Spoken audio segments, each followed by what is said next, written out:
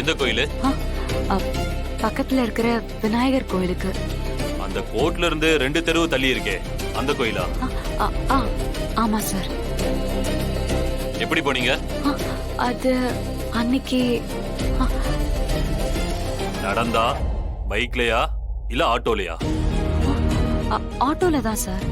ஆட்டோல. அப்போ அந்த தீர்ப்பு வந்த நேரத்துல நீங்க கோயில்ல தான் இருந்தீங்க. சாமி கும்பிட்டுக்கிட்டு உங்க புருஷனுக்காக வேண்டிக்கிட்டு இருந்தீங்க. ம்? ஆமா சார். நீங்க மட்டும்தானா இல்ல? என்னை என்னைக்குமே தனியா அனுப்ப மாட்டாங்க சார். அதான் என் தங்கச்சி வீராவும் என் கூட வந்தா. ஓகே.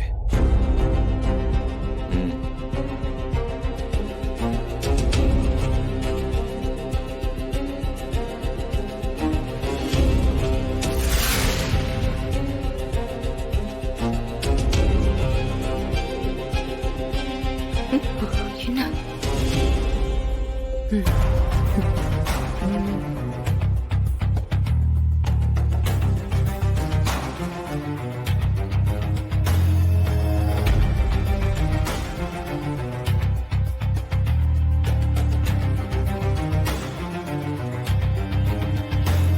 தீர்ப்பு சொல்ற நேரத்துல நீங்க எங்க போயிருந்தீங்க? அது என் அக்காவால அங்க கோர்ட்ல இருக்க முடியல சார். அவ ரொம்ப பயந்திருந்தா. பக்கத்துல ஏதாவது கோவில் போயிட்டு சாமி கும்பிட்டுட்டு வரலான்னு சொன்னா. அதான் நான் என் அக்காவை கூட்டிட்டு போனேன். எப்படி 2 பேர் பேசி வச்சுட்டு சொல்றீங்களோ? புரியல சார்.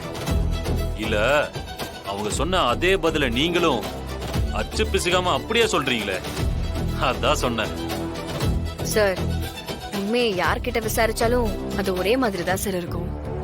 போய் தான் சார் நேரத்துக்கு ஏத்த மாதிரி மாறிக்கிட்டு இருக்கோம். அப்போ தீர்ப்பு சொல்லும் போது விஜய் அங்க இல்லன்னு எப்படி சொன்னீங்க? நீங்களே கோர்ட்ல இல்ல தானே? சொல்லுங்க. சார், நாங்க கிளம்பும் போதே விஜய் அங்க இல்ல சார். ம்.